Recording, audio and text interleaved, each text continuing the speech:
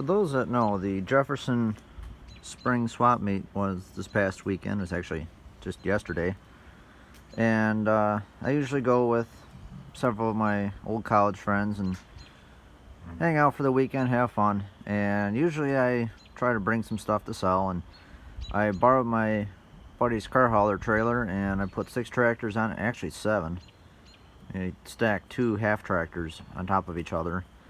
And I didn't sell any of my tractors at the swap meet, but as soon as I dropped them back off at the farm, I had someone come by and ended up buying 3 of them, and 3 more that I had ended up selling on Saturday while I was at the swap meet.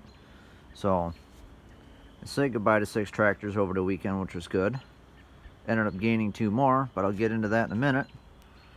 I was walking around on Friday after it was, well, I should say in between rainstorms, because it kept on coming and going, and I found this Kohler Command CH20 horizontal shaft that looked to be a pretty complete motor. On the other side of the shroud, kind of in this area, but on the other side, it said something along the lines of this side fouls spark plugs a lot. So I know that it needs a head gasket. I mean, these things are notorious for it. My neighbor's tractor, which is right there, I had to do a head gasket on it. I've done head gaskets on several of these things at work, but I'm pretty pleased with what I got. I got it for a song and a dance compared to what these engines usually go for, and I'm contemplating pulling it apart, throwing a set of billet rods in it, and basically making another hot rod engine or a pulling tractor engine and putting this in a Suburban someday, since I'm planning on leaving the Briggs Vanguard in the little Custom 7. Following that, I was walking around and stumbled across a 7-horse Tecumseh for a whopping $30, and that had to come home because I have a tractor you guys don't know about yet.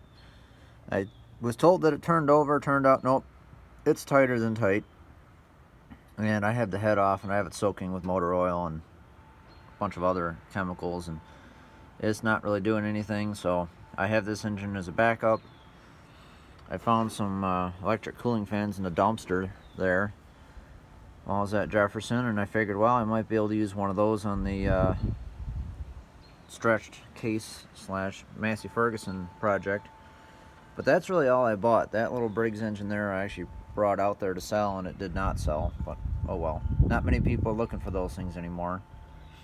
So that's pretty much, I bought those 2. And then I bought a Roper sign, which I already put away in the garage.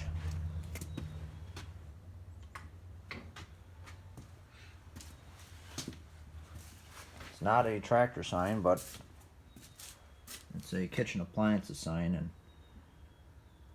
for the price I paid for it, which was sticker price, wasn't going to complain whatsoever. And it is a double-sided sign. So I do plan to hang this up somewhere in the garage and have it be in an accessible spot so I can bring it with to tractor shows. Because this is kind of neat. It shows the other side of Roper. Roper didn't just make tractors. They had tons of kitchen appliances and washers and basically household appliances in general. And then the only other 2 things that I purchased this weekend right here. Took the money from selling 3 John Deere 140 tractors. Actually, it's 2 140s and a 120.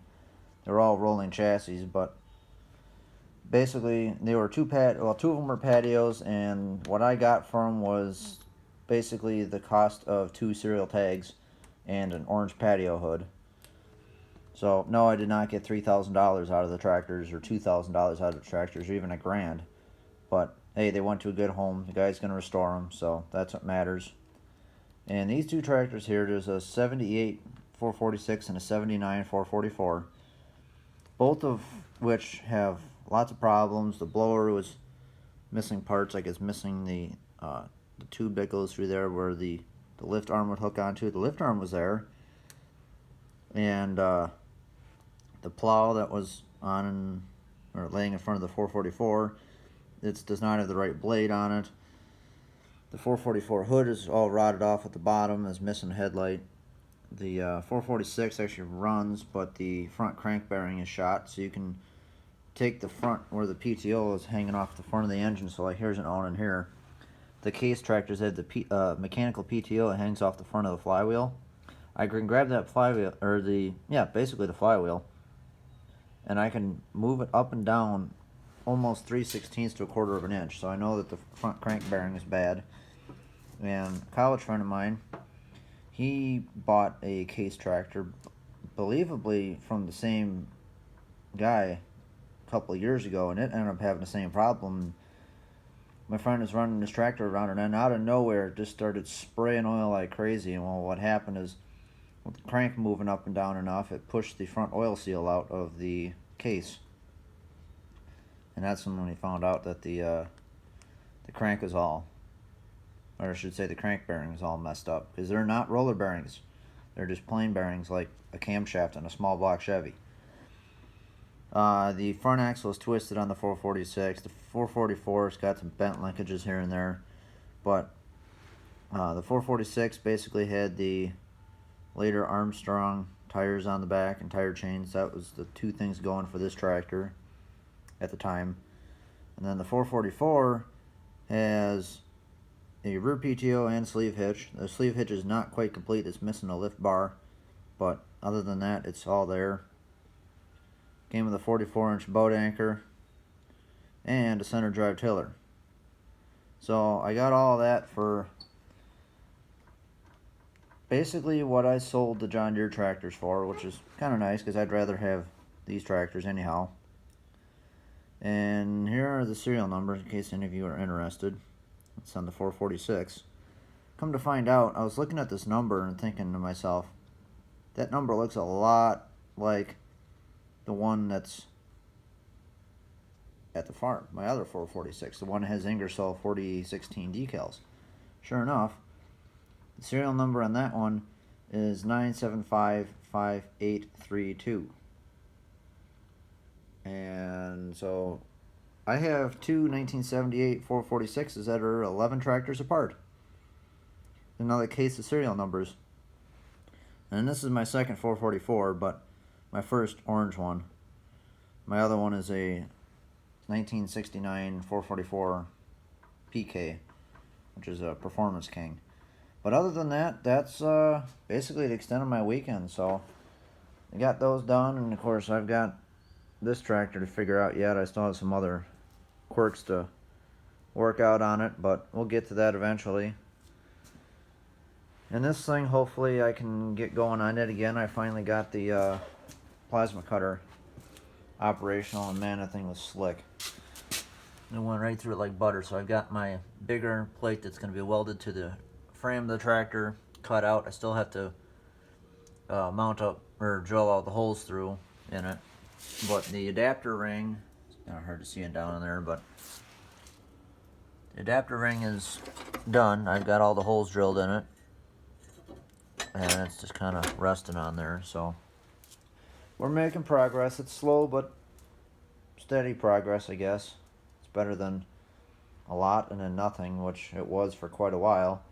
So hopefully sooner than later I'll get some bolts for the that flywheel housing and get these plates bolted together, and then I can get that plate tack welded to the frame. I can separate the two. This engine can basically go into storage for a while because I don't really need it per se.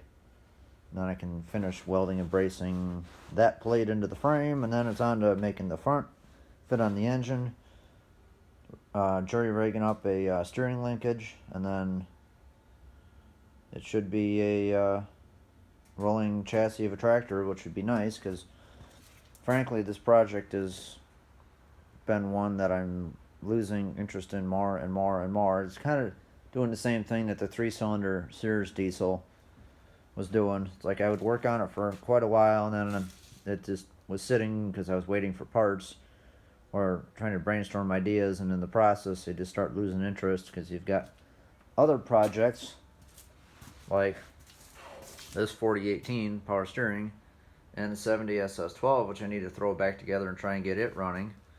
I just need to throw the head back on it and throw my test carb on there and put an end on the spark plug wire and hope that it still has spark. And if that's all that needs, then it should be a running tractor before too long. But time is of the essence, I guess. So with that being said, that's all I got for now, and I'll update you guys when I have some more to show you.